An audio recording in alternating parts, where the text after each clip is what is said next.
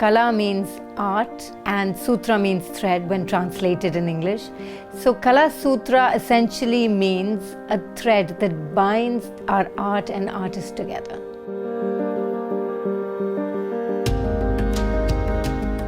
We exhibit at a very prestigious venue, which is the Arts House, which is the old Parliament House in Singapore. So you have to also show art that fits in with the standard of the place.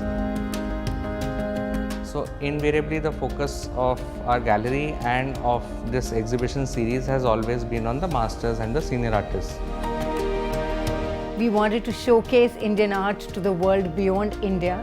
And I think now it actually has become a part of Singapore calendar, where people wait for this event annually. How we add value, we try to ensure that the artists are also accompanying us. And when people can see the person, meet the person, I think it lends a different level of connect with the art piece as well. I feel trust is very important when you're buying anything expensive. So when you're buying it directly from the artist, you know what you're buying. You have the provenance, you have the authenticity. It's just more than showcasing art. It's a place where all the artists get together and meet all the clients, all the friends that they've made over the years. So it's a beautiful celebration and coming together of art, artists and their fans in Singapore. So we expect this year to be even better and bigger than the previous years, and the audience once again as always to be fully endorsing the event. This year we have 6 living masters of Indian contemporary art sitting with us in Singapore for the next 5 days.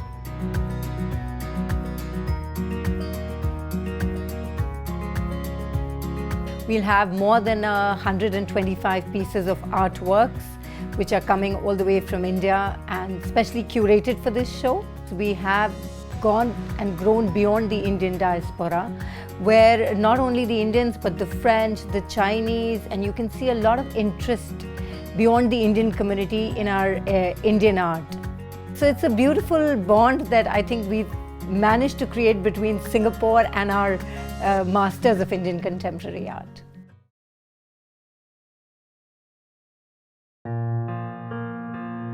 Ganesh Haloy's landscapes are verdant, moisture-laden vistas, imbued with a sense of nostalgia for a lost world. He left his homeland Bangladesh and moved to Kolkata post-partition, and this longing for home colours much of his work. His work has a unique feeling of abstraction, where lines, dots and dashes became code for trees and fields. But he says, I never call these abstractions. I can see these lands. Early in his career, Haloy spent 6 years documenting the cave paintings of Ajanta. There are some stunning images of his reproductions at the National Museum in Delhi. This has left an indelible mark on his craft. One can see in his paintings the magic of the colors he uses, the greens, rust, and greys. He has explored the starkness of black and white as well. In this monochromatic series, he explores this dualism through geometric forms combined with delicate motifs. In his range of artistic exploration, he has created scrolls inspired by Chinese scroll paintings.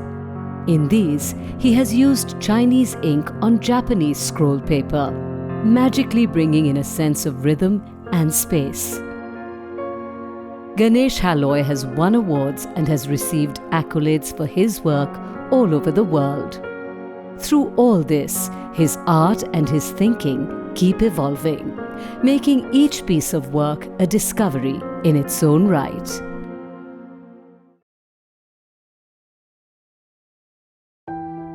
The art of Jayashree Burman is filled with detail.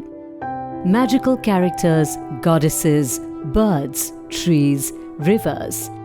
Inspired by Indian folk art from Bengal, her mythical world has both context and meaning in our contemporary reality.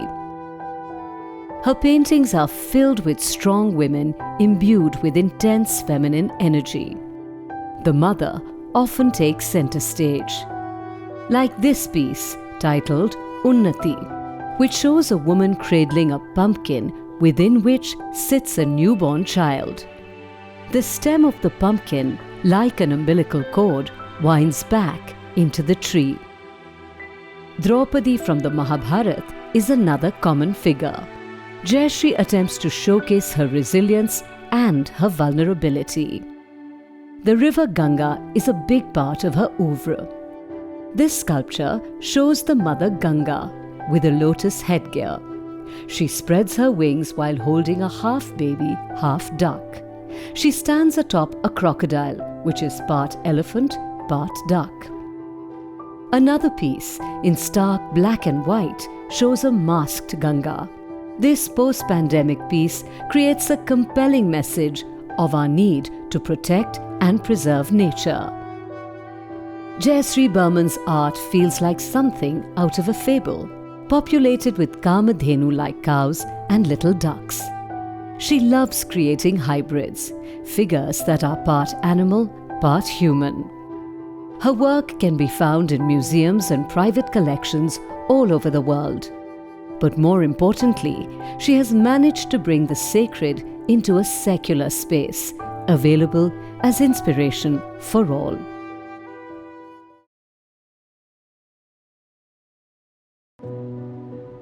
The line defines the art of Jogen Chaudhary.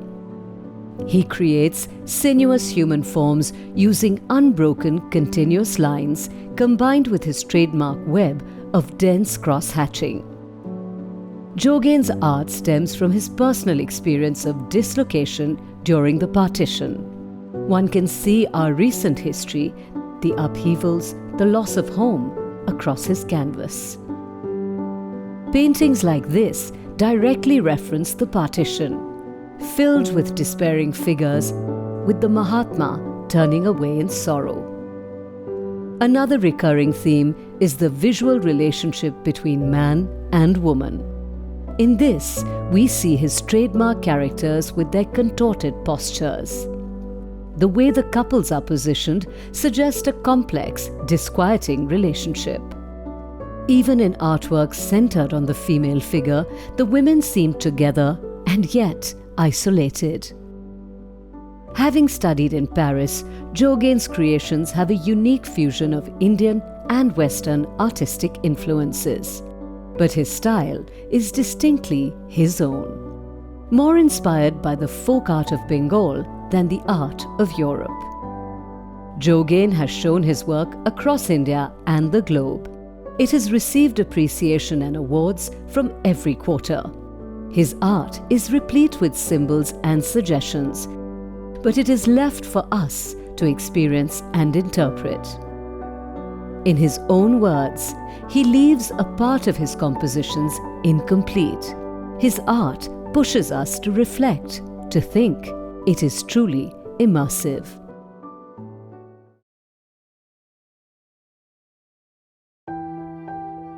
The thought-provoking art of Neeraj Goswami takes us on an inner journey.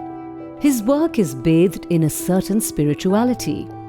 Even the figures in his art look introspective, praying, thinking, playing music.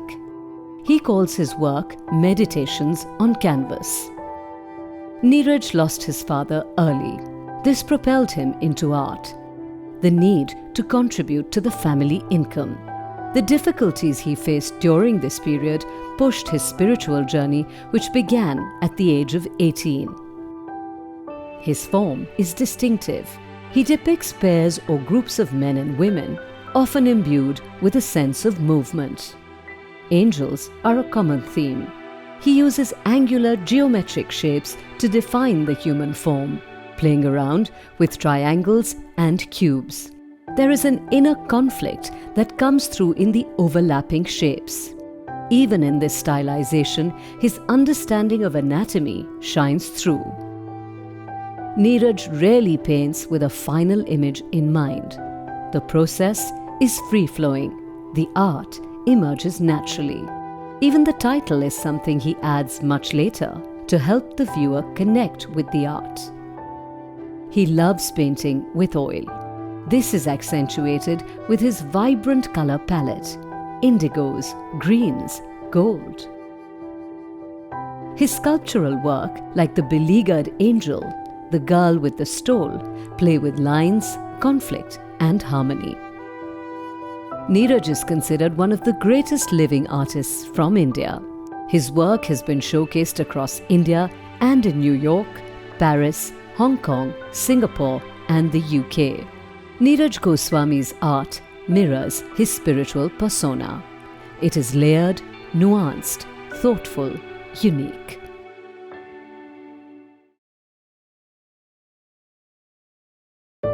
The first thing that the artist Paresh Maiti possibly painted was a boat. It was a common sight in Tamluk, the small village in Bengal he grew up in. For young Paresh, the boat may have hinted at the possibility of new worlds. Many worlds later, Paresh Maiti continues to connect with boats to cityscapes, especially those located on water. Like Varanasi, there is a sense of intimacy in his art. We see it in the shifting perspective of the Ghats, in the changing lights on the waters of the Ganga.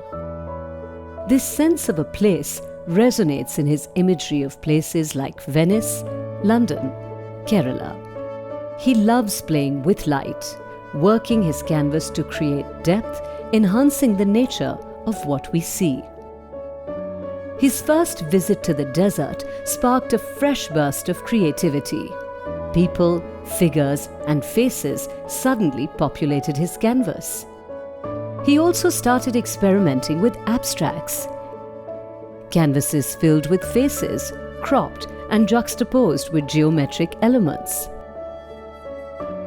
Paresh Maiti is hugely versatile, creating masterpieces in watercolor, acrylic, and oils. Sculpture was a natural choice, since his first encounter with art was playing with clay.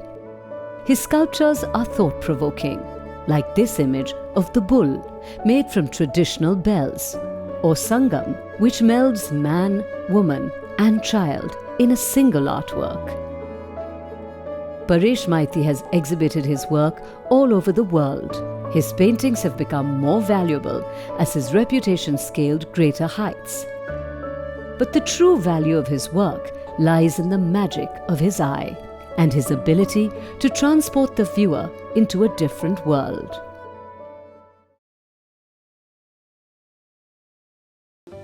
Satish Gupta's art reflects a deep sense of mysticism. Enormously versatile, his work encompasses painting, sculpture, murals, poetry, and calligraphy. His paintings draw inspiration from nature, the human figure, and spirituality. He plays with color and form to convey his ideas and emotions. His art is often serving as a way to showcase his Zen beliefs. His early work was minimalistic, in shades of blue and grey, inspired by the mountains, the clouds. And then post a deeply spiritual experience, he moved to the warm colours of Rajasthan. He often showcases the lotus, a symbol of purity and cosmic renewal. Satish Gupta's sculptures in materials like bronze, stainless steel, and stone explore the idea of stillness and balance. Garuda, with his wings spread out against the sky, is monumental but suggests worship and submission. This iconic sleeping Buddha has a dreamlike quality. Adding to this hypnotic quality are carved rows of Buddhas on the back of the Buddha's head. In other work like this, Gupta skillfully combines sculpture and painting. He is also a published poet. His haiku, presented with exquisite calligraphy, capture the subtle nuances of his Zen philosophy.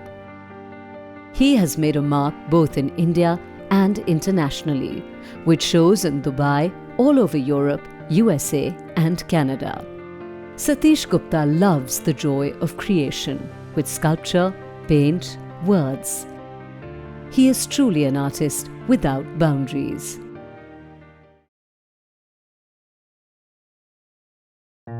the art of Thota Vaikuntham transports you into the villages of Telangana, with scenes of village life. People carrying toddy pots in the paddy fields, daily activities and village festivals. His art is populated with voluptuous women in bold, brightly coloured saris and sparkling gold jewellery. Men were earlier consigned to a small role, but now appear more often. Characters like the priest, the labourer and the farmer. There is a simplicity in his style that harks back to memories of village life from his childhood. Another common motif, gods from the Hindu pantheon, like this image of the young Krishna lifting the Govardhan hill on his fingertip to protect the villagers of Vrindavan. Vaikuntham works across media, often combining charcoal with acrylics or gouache. Besides the distinctive style of his faces and figures, what stands out is the colour palette. Thota Vaikuntham largely uses primary colours, Indian tones of red, ochre and saffron. He believes those are the colours we see in nature.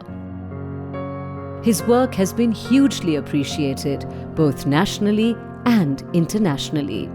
Over the years, he has showcased his works in numerous group and solo shows across the globe, including Germany, the USA and Singapore. With each showing, his art has only increased in value. But the lasting legacy is the resilience, strength and beauty he brings out in the rhythms of the Indian village.